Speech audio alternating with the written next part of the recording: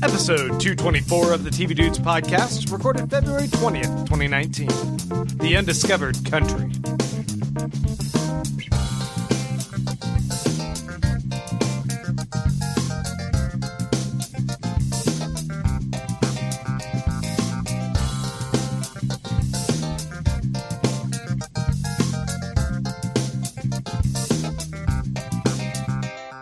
It's a Klingon reference. The Undiscovered Country is. Sort of. I mean, the Undiscovered Country is the name of Star Trek VI, and the Undiscovered Country is the future.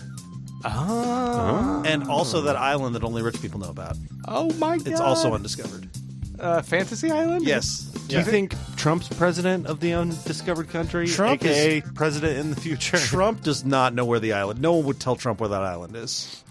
Are you sure? I mean, he's really smart. He is. He's really smart. He's got the best words. He's not really smart. He's the smartest. Yeah, Oh, he's the there we smartest. go. He has an Yeah. IQ of like 1,000,000. Don't misquote him. That's a lot. Don't misquote the guy. Folks, we are the TV Dudes. I'm Grant. I'm Randy. And I'm Kyle. And we are talking about a bunch of sci-fi shows. So that's why the Undiscovered Country. We're talking about the future. They're all set in the future. We're talking about the Orville Season 2. We're talking about Expanse Season 3. Yep. And we're talking about Star Trek Season 2. We're just kind of catching back up a little bit on what's going on over there. And then we're going to jump over to Amazon and talk about Weird City. YouTube, rather. Yeah. Well, they're the same, aren't they, at this point? Yes. We're going to talk about Google. We're going to talk about Weird City over on YouTube. And that's a Jordan Peele produced show. Yeah, and I forget who the other big name was, but it's Jose Molina's show running. Yeah. Because we had an interview with him. Yeah, let's just put that interview today. There's another named writer, I think, on that too. But it's a comedy sci-fi anthology.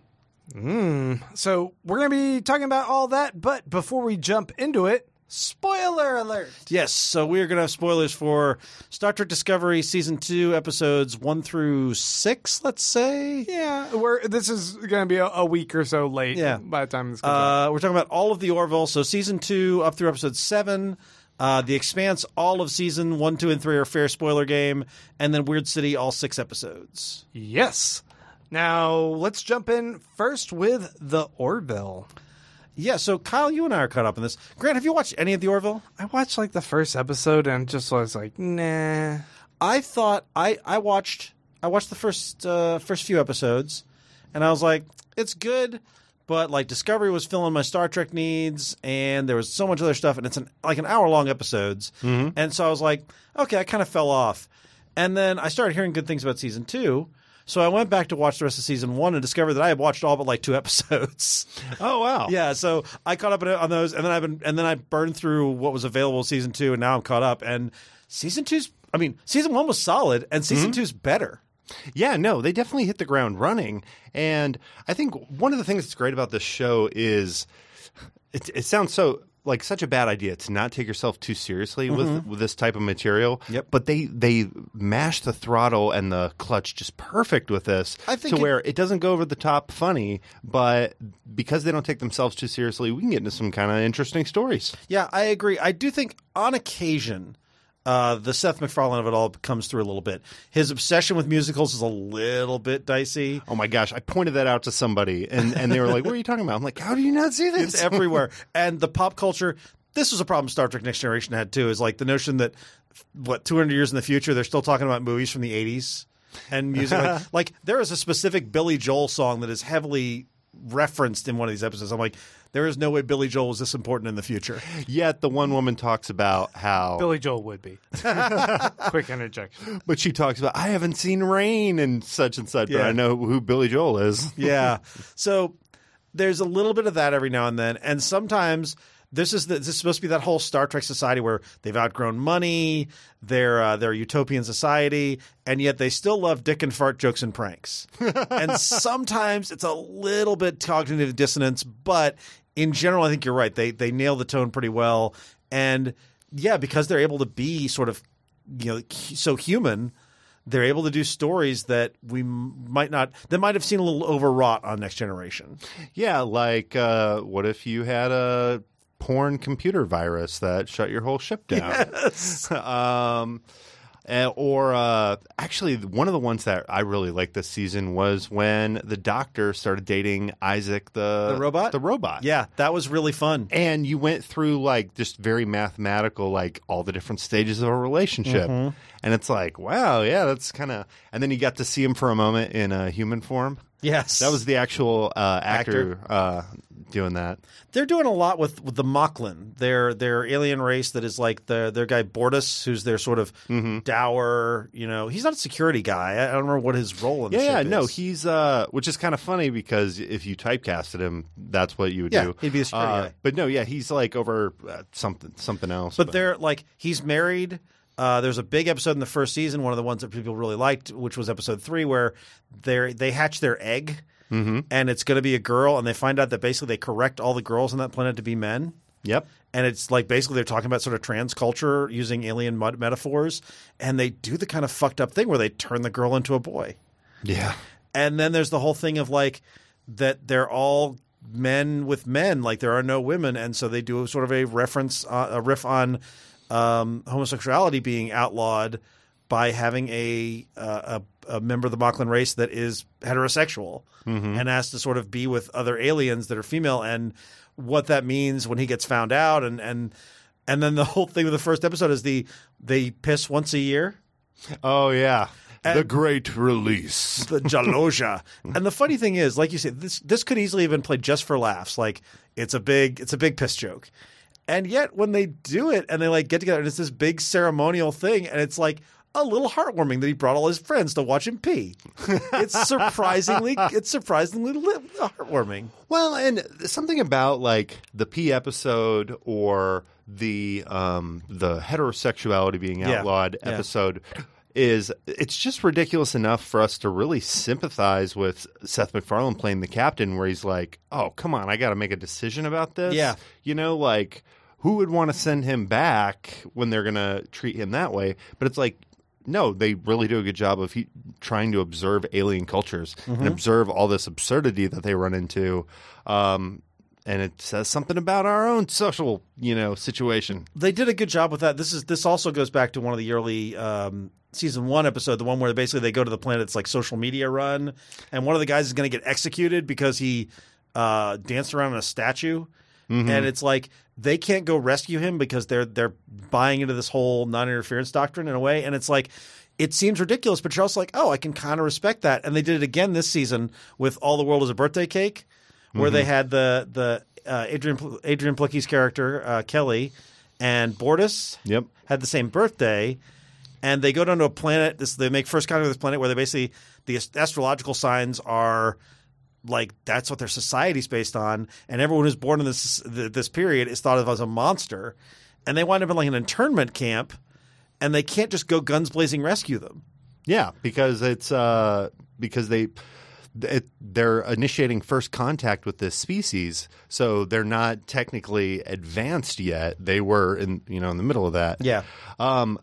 I didn't like that as much as the social media episode from the previous one. I agree. The through joke though was kind of funny the whole time. Is that she's like, "Do you want to do a joint birthday?" And Bortus is just like, "No, like no." And then they get stuck having their birthday together the whole time. One other thing I noticed in this a couple times, they went a little dark with like torturing people on this show for a comedy. Holy shit! So, I know exactly what you're talking about. Two things. The one is the one where it's like the Krill who pretends to be his girlfriend, and they're acting like they're going to kill. When we don't know she's a Krill, and they're like, "Yes, we're going to kill her if you don't give us the command codes." I was like, "Holy shit, man!" Yeah, that was like Casino Royale right before he gets ball tortured. Yeah, and that was a weird way to go. Although I really liked that episode, and I liked what they did with like his connection with the Krill from the previous season and all that. Mm-hmm. But yeah, it ties back to the episode before that called Home, which is one of my favorites of the season. Where the security officer goes to her home because she's having issues with her super strength, and she has to go back to her high gravity planet.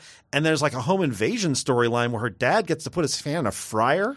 Oh my god! Yeah, there's like boiling hot sauce that we see on the stove. Yeah, and in the middle of this home invasion, it goes like all funny games, and he's like, "Stick your hand." So the guy puts his hand in this boiling, sauce. It's crazy dark, and there's like they're gonna kill everyone in the family, and it got dark. Well, and then even when at the end of the scene, I mean, spoilers, they go to rescue, and the guy's gravity suit starts failing. So next thing you know, his leg snaps. Yeah, because it can't hold the gravity on this planet, and his suit isn't supporting him anymore. And he's gonna die because his battery is running out. Yeah, The whole thing about it is really frightening. It's hard to appreciate the gravity of the situation. Oh God, no. Get out. And I'm back out of the review. So the one thing the one sort of gripe I have is that episode wrote off their security officer. I guess she got a pilot somewhere else, and she was one of my favorite characters. She was really good. I gotta say this though, we've only had a few episodes. When I realized that they weren't bringing her back, I was like, you can't recast. And they had that comedic character for a couple episodes. Yeah, it was Patrick Warburton playing that guy. Yeah. Oh, I didn't realize Patrick that. Warburton. Yeah. Who essentially has like his nose is attached to his belly button, and he's constantly eating just wherever he's at, which he says is some alien reason, but he's just the annoying guy who like always has a bag of chips. I was glad he was temporary because I did not like that character. Yeah. I do like this woman who they've replaced her with. I do too. She's a different energy. She's an older character, whereas the other character was younger, but she's the same race, so she's got the super strength. Mm-hmm. And she's filling a different role. And I thought, especially in the last episode, Deflectors, that we just watched. Yeah. They gave her a really good storyline, and the speech she gives to Crichton, the husband at the end of the episode, that was harsh, man. That was good. Oh yeah, cold-blooded. Yeah. So this is really good. Like I am shocked at how much I'm enjoying the Orville. One of the big things, whether or not I'm digging a show, is whether or not I fast forward through the opening credits. Yeah. And this is one where that music kicks in, and I settle down in my seat. It's go time. Well, that's the other thing we should mention. The special effects, like the ship design and all that stuff, Mm-hmm. the music. The music is – this is very much Star Trek Next Generation with the serial numbers filled. Like I have a buddy who does another Star Trek podcast. Not Grant. He's my other buddy who does a Star Trek podcast. But he's been watching it a little bit, and he's talking about he's like, yeah, I can tell which Star Trek movie they're riffing off in that music. Like they are definitely doing Star Trek unapologetic. But the Orville, the actual ship, looks cool. Mm-hmm. The uniforms are cool. Their aliens look good. Everything in it, they are not sparing any expense. I gather the ratings have not been great on season 2, and I don't know if that means we're not going to get a season 3, but I kind of hope we do. Yeah, I think this is kind of a hard sell because when you look at the trailers, it does not look like they're taking this seriously at all. Yeah, and it's anything but. I think it's like you said, they love Star Trek: The Next Generation. Yeah, well, and in season 2, they've definitely amped up the seriousness. Yeah. So do you guys want to move over to us talking about The Expanse? And by us, I mean Randy, because you're the only one who's actually current on season 3 of The Expanse. Yes, so I caught up on The Expanse. I got up to mid-season 2 last year and just kind of lost track of it. And then when Amazon picked it up, I decided to jump back in. They dropped all of season 3 a couple weeks ago. Yeah. And I finished watching season 2 and then went straight to season 3. And I recommend binging this show because it is a sort of a hard sci-fi. There's politics involved. There's 3 societies. There's Mars, Earth, and then the Belt, which is like this asteroid belt where they get all the resources, but they're seen as kind of the people who get put down upon by Mars and all that kind of stuff. And this whole thing starts off with some weird alien technology called the protomolecule that mutates things, and there's all these shadowy organizations trying to get a hold of it, and there's political machinations between Earth and Mars. They're trying to avoid a war between Earth and Mars. And that's what's been going on. This is based on a book series. And I've read the first one, but not the rest of them. And I think season 2 and 3, season 2 I think was largely the second book. And then season 3 is the second half of the second book because it goes about some Game of Thrones shit here. Yeah, it totally this is like Space Game of Thrones. There's all this machinations, characters get killed, they bring in new people. But the first part of season 3, they do this big wrap up of there was this big event that happened on Ganymede, one of the moons, that caused all this destruction. And they find this scientist who they're trying to find his kid, and his kid's being genetically manipulated by these bad guy scientists.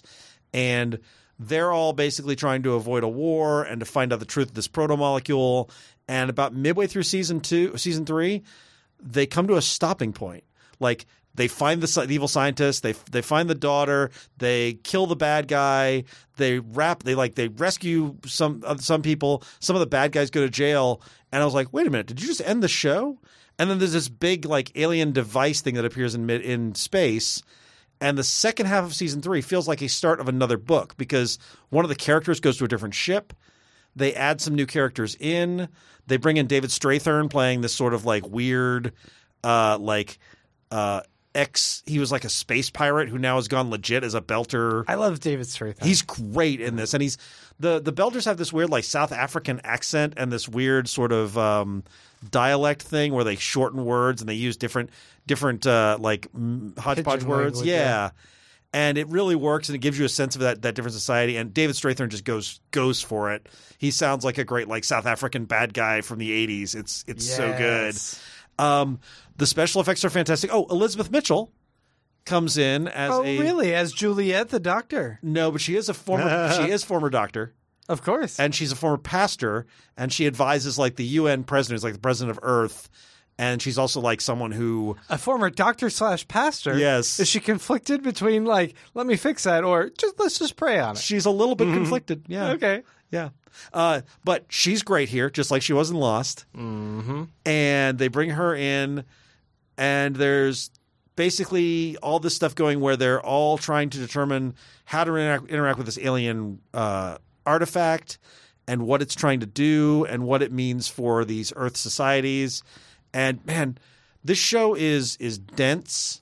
It's got really strong character stuff. It's got really good special effects, and I was really happy to dig back into it. You know, when you put this on our homework assignment, I realized that I never even started season 2. Yeah. So last week I started up the first episode of season 2 and started watching. I was like, this is fun. This is a good show. You forget how good it is. Yeah, and then Umbrella Academy came out and I started watching that and some other stuff. So like I still like fell behind, and obviously I'm not caught up to talking about it with you. Yeah. But I want to finish it because it's really good. Well, the thing I'll say about it, though, I think the biggest weakness it has is that it is a very intense show. It's a very elaborate storytelling. Like, they are not shying away from all the stuff that's in the books, and it's sort of hard science fiction. And so as a result, this is a full attention kind of show. Like, you can't half watch this while doing other stuff. And it's hard to find time, especially an hour long, to find time to watch a show like that. But it definitely rewards your time. Well, I will dive back in. You know what? Another show that is rewarding of you really investing in it? Lost? Splash. It's Lost. I was going to talk about Lost, as always. Let's talk about Star Trek Discovery. Yeah. Because season 2 is really fun and tonally quite a bit different, I think. It is. Like, it was really dark and dour in that first season. Yeah. They're at war. It's wartime. Mm-hmm. I get it. There's betrayals and there's mirror universes and evil doppelgangers and characters dying. Well, it almost seemed like, especially starting off with that first season, they didn't want to seem like the same Star Trek format. Right. Like, they wanted to seem like their own thing. Yeah, and you know, part of that I think was very much Brian Fuller's vision for what he wanted to do, but he thought that he had a better opportunity and jumped ship to go to American Gods. And now he's leaving that too. And that was not a better opportunity. Nope. You should have stuck with Star Trek, dude. Yep. Or maybe he got fired from it because he's a little bit of an egomaniac that's hard to work with. I don't know. He's really tall. Wait, that has nothing to do with what we're talking about. He is tall, and I think tall people just have an ego. Yeah, it's That's true. what I think, as a little Napoleon down here. Me too. Whenever I look up at them, they just seem so full of themselves. What are you guys talking about? We look up at you. We look up to you. That's what I'm trying to say. You say something? Huh? What'd you say, Shorty? What's going on? Anyway, so by the time we're talking about this, I think episode 6 just wrapped. Yeah. But overall, you know, I do a Trek podcast. So I'm doing deep dives into each episode, but I love how they keep jerking us around and they're never going to show Spock. Okay. It's my favorite aspect of this show. I don't always listen to all my friends' projects, but I listen to Star Trek Pod religiously every week. It's really good. And one of the things I love is that you guys keep busting on Clyde for how they're never going to show Spock. They're never going to do it. So I have to tell you that my other friends, my friend David Farabee and Stephen Fothery, do a non-Electric Sweater Network approved show. It's Text Trek. It's called Text Trek. Yeah. I'm going to mention, even though they're not on the Electric Sweater Network, which everyone should be. They're allowed to be mentioned? No. Okay. I just want to make clear. We disapprove of Renegade podcasts. I don't share this belief, but okay. Try to start a feud here, Grant. I don't want to fight with people. Okay, they do a show called Text Trek, which I believe is largely released on YouTube. It's just not the Trek way to fight with people. Oh, fair enough. Yeah, that's good. It's not Federation approved. What about if we were Mirror Universe TV dudes? There we go. You already have the goatee. Oh, now I have to kill you. Anyway, they had this theory on their latest episode that they're like, what would the ultimate fuck you be? What if it's not Spock? What if it's Cybok from Star Trek V, who is Spock's other brother? And that it's revealed when they get there, like, you know, he had that whole thing where he like found Space God, and it would tie right in with the Red Angel. And like, what if the reveal is it's not Spock, it's Cybok? There's no chance that would happen, but that would be the best thing ever. Oh man! And where'd Spock be then? This whole there's time? no Spock. No, there is no Spock. He's just in the promos. He's just there so we'll watch the show. That's the genius. The guy they cast as Spock is actually Cybok. Okay, that's kind of funny. That'd be the ultimate trolling of the audience. Oh, man. I don't think there's any way it happens, but it cracked me up and I had to share. I love what Pike has done for this show. Hell yeah. Second that. I am a big Pike fan. Isn't it, like, kind of sad that eventually he won't be a part of this crew? I know. He can't stay around. It makes me sad. Yeah. But hopefully he can stay around a couple seasons because he's great. And I hope Jet Reno sticks around too. We haven't seen much of her, but I love her. Only a sliver. I know. Her and Stamets facing off was one of my favorite things. The engineer lady. Oh, yeah. Tig Notaro. Nice. No, who is my favorite? What is Tilly. Tilly's everyone's favorite. Tilly is everybody's favorite, but who's the captain from the Mirror Universe? Giorgio. Man, I am loving her this season. The section, I was already excited for a Section 31 spinoff because I love Giorgio. I love the notion of this sort of Mirror Universe version of the Mirror Universe Empress coming over here and impersonating a beloved captain and becoming like Starfleet's Black Ops. Like, that's so much fun. And then they bring in Ash Tyler. And they have the weird camouflage ship. She's got all this crazy technology. I love everything with her in this. I love the absurd, convoluted way they managed to bring back Dr. Culber with like, what if we just crash into this mushroom network and he was able to be resurrected from a tear, whatever the fuck. I'm like, I haven't watched the other Star Trek stuff. Yeah. But my understanding is that's not as absurd as some of the other plots that have happened in the entirety of Trek. Oh no, that felt very Star Trek, but it also did. I'm like, wait, what?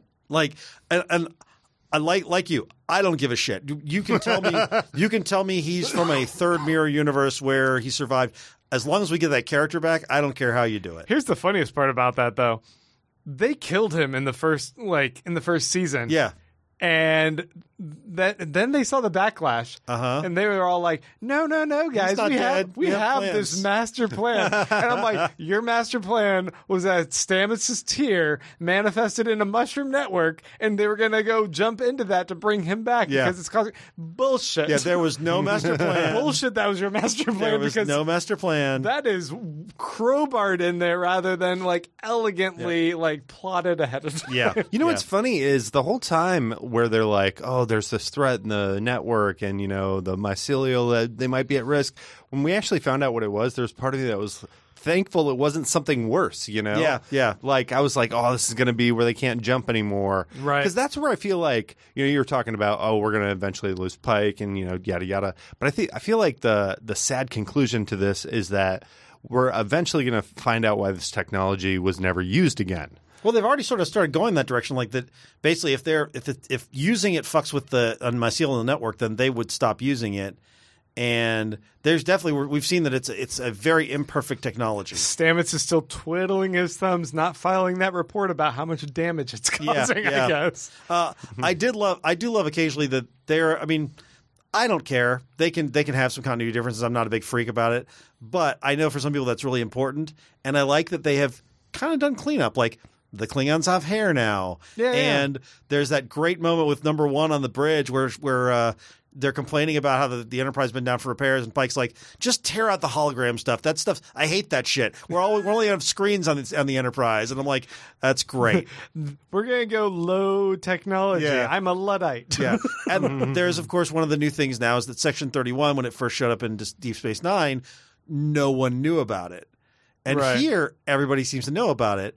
But that's 200 years in the future. That's easily fixed. Did you hear my theory? No, what's your from theory? the podcast? No. My theory was that Georgiou is going to easily usurp that other dude and take over Section 31. Yeah. And if she had been already operating for so long as the Emperor and the big upfront face of an organization, of an empire over in the Mirror universe, now she's going to take the opposite approach. She's going to be like, I want everything to be super secretive, and we are going to operate from the shadows. And I still want to have power, but I want power without having to have crosshairs on me. Yeah, well, that'll also explain why some like Section 31 tech, like the comm badges and the stealth tech and all that, doesn't show up for like 200 years. We're going to hold on to this. We're not telling people about it. We need every opportunity and edge that we can have. Yeah. You know what I think would be a more interesting thing to do with her character is now that she is in this different dimension, she kind of has this like second chance. And everybody who knows her true motives, they suspect exactly what you're saying, that she's in here, she's going to try to infiltrate, she's going to try to, take over everything. But what if she has a change in heart and she's actually like, you know what, it kind of sucked being an emperor. Like, I got this chance to kind of do my own thing. I can just go around killing folks and that. But nobody else takes her seriously. No, I definitely think it's going to be... kind of becomes her unfolding is that everybody else kind of goes against her, even though she's like now on the level.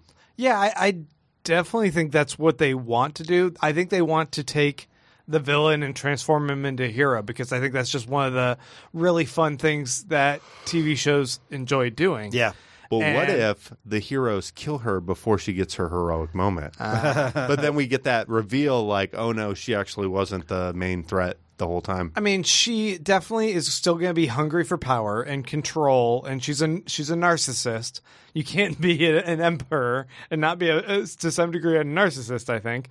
But at the same time, I think that she will suddenly start leaning toward the higher calling of what the Federation champions, and she'll buy into it, but using her more dastardly tactics to achieve those goals for them in a way that they can't do themselves, because they won't be as ruthless and underhanded as her. Yeah, I can see that's that. why it'll be a fascinating spin-off show that they're doing with her. Yeah, I'm super excited about it.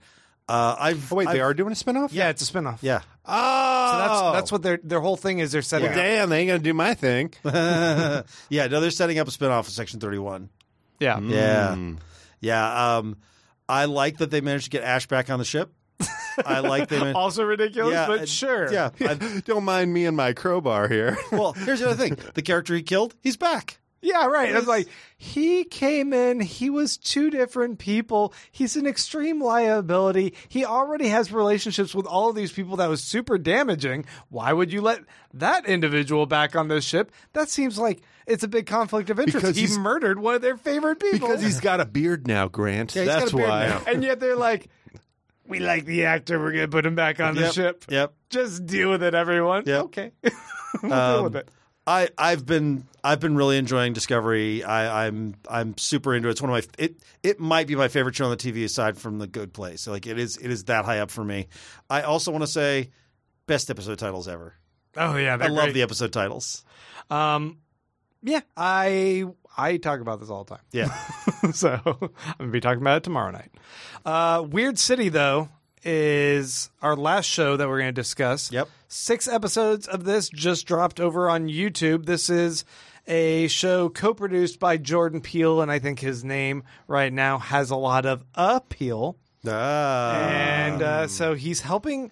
He obviously has a certain style of narrative that he really enjoys. He likes short form skits and disconnected narratives that are all within the same like shared universe, I guess. Well, And this is sketch comedy, Twilight Zone, doing this. It all seems to fit. This is weird because Jorge Molina is Jose Molina. Jose Molina is the showrunner. He's not listed on IMDb anywhere because the two people listed are Jordan Peele and Charlie Sanders, who's a writer for Key and Peele. Yeah, he's listed as the executive producer on there. Okay, so he may have been the guy behind the scenes, sort of running things, but I don't know how much he did actually the writing of it. He was like, and he's got some chops. Like he worked on Sleepy Hollow, he worked on Agent Carter, he worked on Clone Wars, and I think they might have brought him in for his professional experience. But like as far as the writing goes and the directing of this, it seems like Charlie Sanders was sort of the main voice behind it. Like they even break the fourth wall in the last episode to have his voice be in the episode narrating a part of the scene. So there are 6 episodes of this, and as you watch it, you start to see the sort of the deeply connected, like characters will recur from other parts of the world and that kind of thing. It's weird. It's very weird. Kyle, did you catch some of this? Oh my gosh. Yes, I did. I am loving this. It's great, right? Yeah, this reminds me of a lot of Upright Citizens Brigade, where you've got kind of like these sketches kind of taking place in this shared universe, except it feels like Upright Citizens Brigade post Portlandia. Like Portlandia came along and started telling jokes where, oh no, you had to have talked to, an urban chicken farmer before, or you had to have a little bit of information going into the joke, but then it made it more funny because you'd seen these people before. Right. This show is like, no, we're going to go over the top with our comedy. Everybody knows what we're talking about. We're going to kind of skate around these bigger ideas, but be, on the nose when we need to. And it is, you guys keep saying weird, but I'm just like, this is so fun. But it is weird, though. The episode that sticks out the most for me is Michael Cera's episode, just because of how bug nuts it was. He's You know about worm aeration? the guy with the worm aeration who's into joining groups like Marla from Fight Club, or doesn't actually have a problem. He just wants companionship. He wants to be a part of a family. One of my favorite parts of that whole episode was, who's the actor from Veep who's actually in Upright Citizens Matt Brigade? Walsh. Matt Walsh plays the dad, and Michael Cera calls him and is like, "Can you give me some money?" And they argue, and then he's like, "Fine, here you go."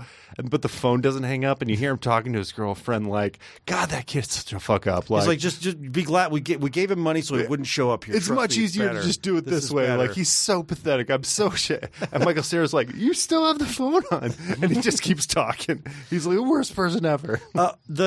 I like that there's sort of the stuff that weaves in, like the Pez juice or whatever, the addictive juice, right, and the pomegranate electrolyte juice. The the aerated worms, like that gets referenced later on, and like all of that stuff. There's the central concept of this is that there's a division in the city of above the line, which is all the rich people, and below the line, which is all the sort of normal people living a normal future life, and each episode is like something that goes on that is the difference between those two worlds.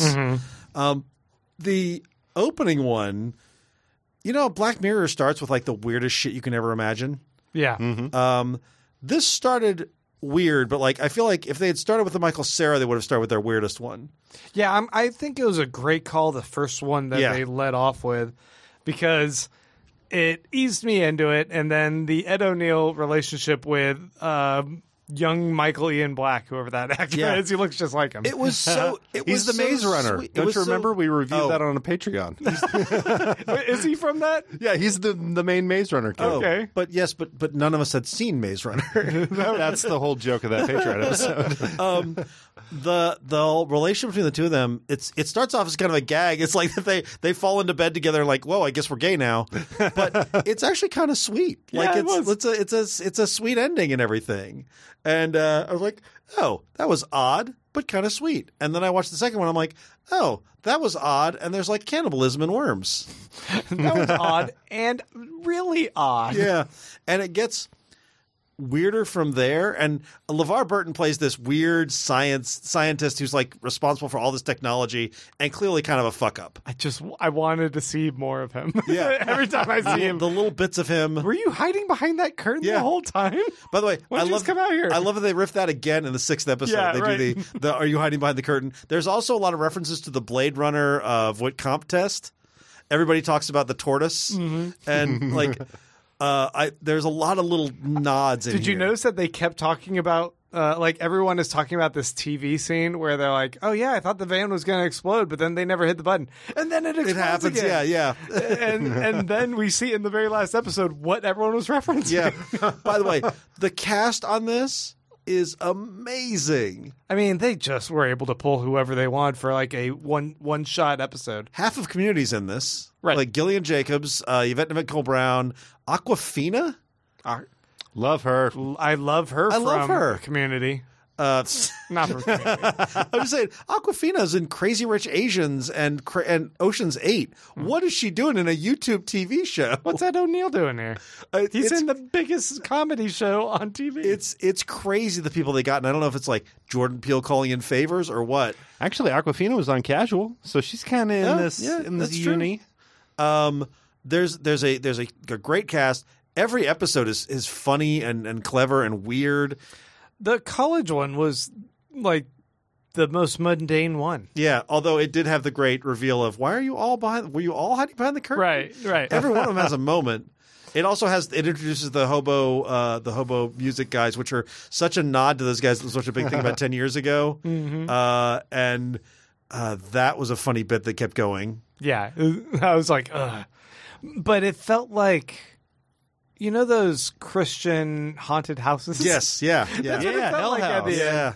Where all of a sudden, like, this guy's, like, sitting in this rocking chair and this just, like black backdrop. Yeah. And he's, like, rocking this monster baby. Yes. What has my life become? I'm like, are we suddenly just in a hell house? It was weird.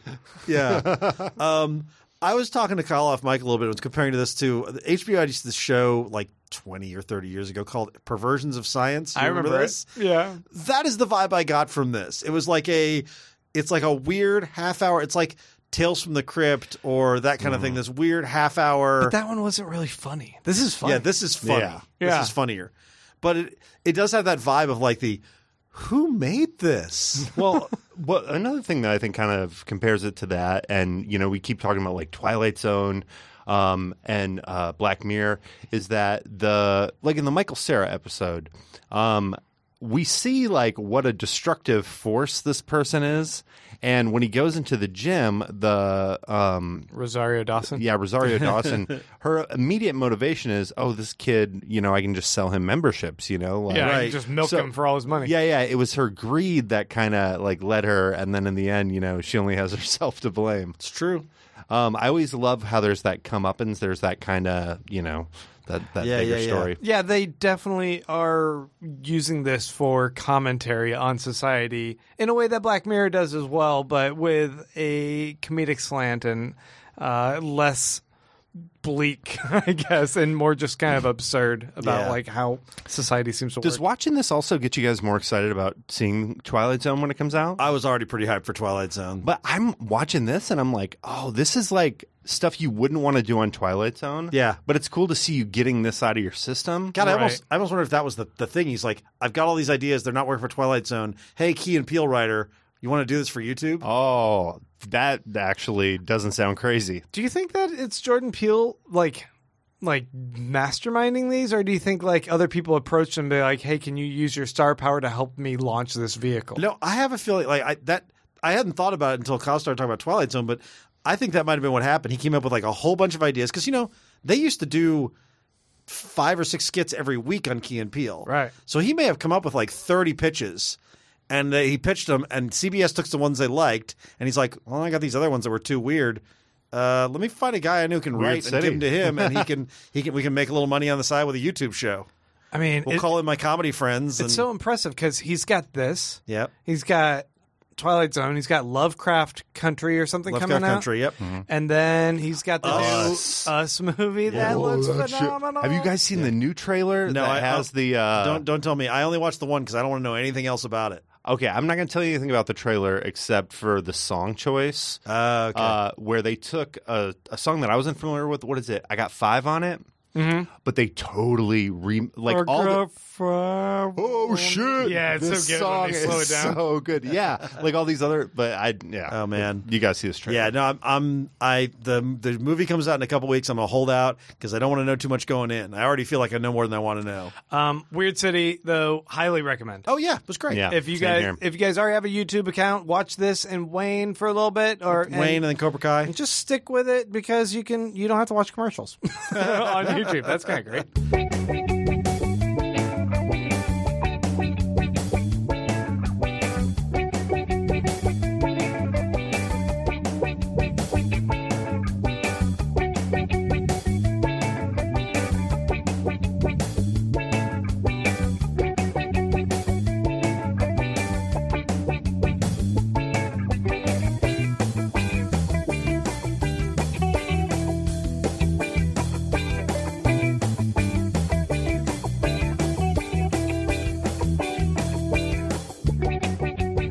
Facebook.com/TV Dudes is where you guys can go to ask us listener questions. Randy puts up a post once every other week.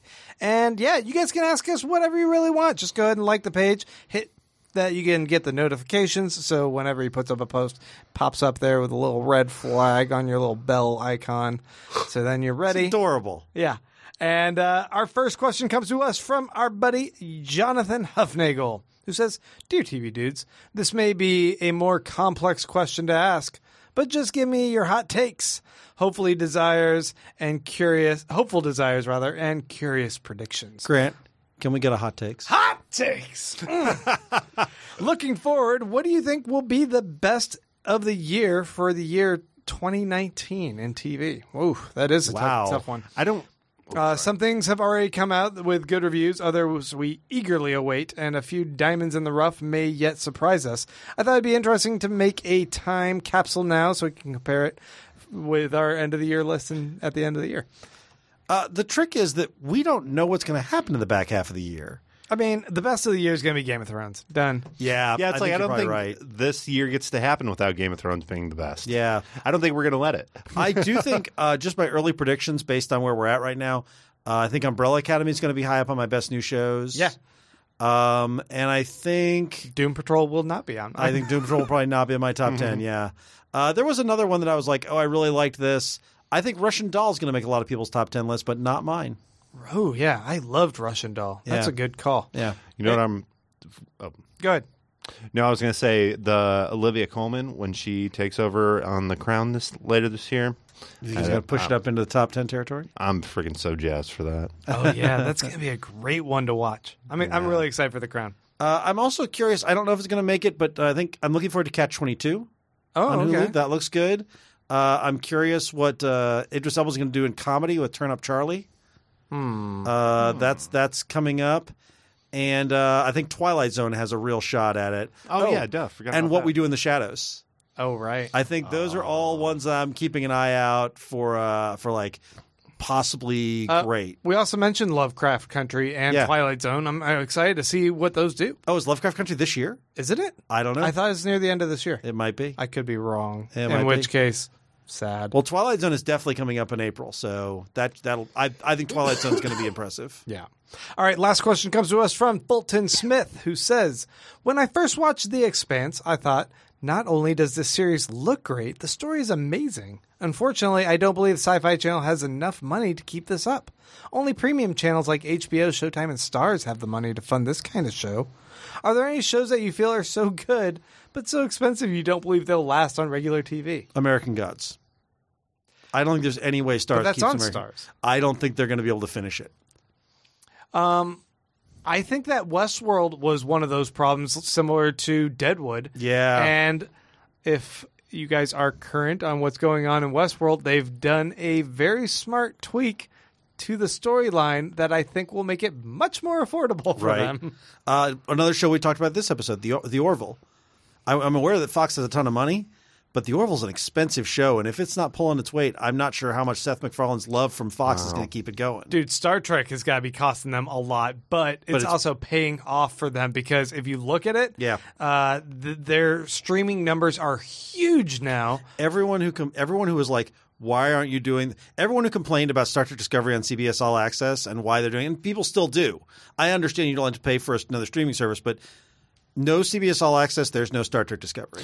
You know what? I think when we look back at this, we're going to go CBS got there first. Yeah, I think so too. Because Fox, ABC, NBC, they all are still using Hulu, and slowly like stuff is coming off, stuff's going on. But I feel like CBS was like the first of the networks to like really get everybody to dive in. I don't know how much it's going to last though, because what's frustrating about the expanded universe that's going on with Star Trek is that it seems like they're selling off these shows to other platforms, like a new CW show for like Starfleet Academy is coming out. Yeah. There's a new animated show, and I think that's going to be on some other channel, like Freeform or some shit. Yeah. And then they have the Picard show. I'm like, is the Picard show going to be at least on CBS? Is the Section 31 going to be on CBS All Access? Why do I have All Access if you're putting these other Star Trek shows on different platforms? Yeah, I get that. So that's a little frustrating to me. If they're smart, and I'm not saying they are, they have a deal where basically the show is first run on Nickelodeon or whatever, and then shows up on CBS All Access the next week. Okay, that would still be okay with me. I don't think that's what they're going to do, but that's what they should do. All right, and that's it. That was it for our questions. So, guys, I want to say if you guys are liking this show and want to help support us, patreon.com/tvdudes is the place to do that. We also have little bonus exclusive episodes that we put out most weeks. Yeah, and reminder, if you pay the $30 tier, Kyle will fight a gorilla. As discussed last week, he's going to have to fight a gorilla, guys. Maybe. Or possibly a guy in a gorilla suit. I'm not going to put that $30 tier up because I'm afraid we'll lose Kyle.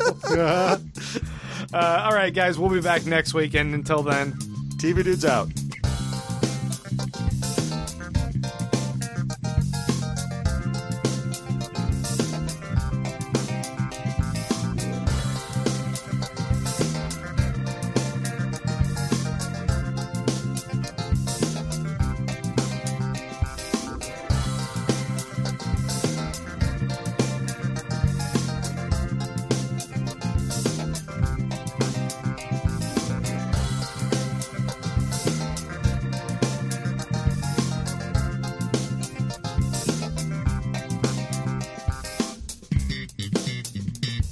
The TV Dudes is an independently run podcast and a member of the Electric Sweater Podcast Network. We are exclusively listener supported. If you'd like to help us out, go to patreon.com/tvdudes. You can like us on Facebook and Twitter @TVDudes. All the music for our show is by our friend and original TV dude, Gregory J. Amani Smith.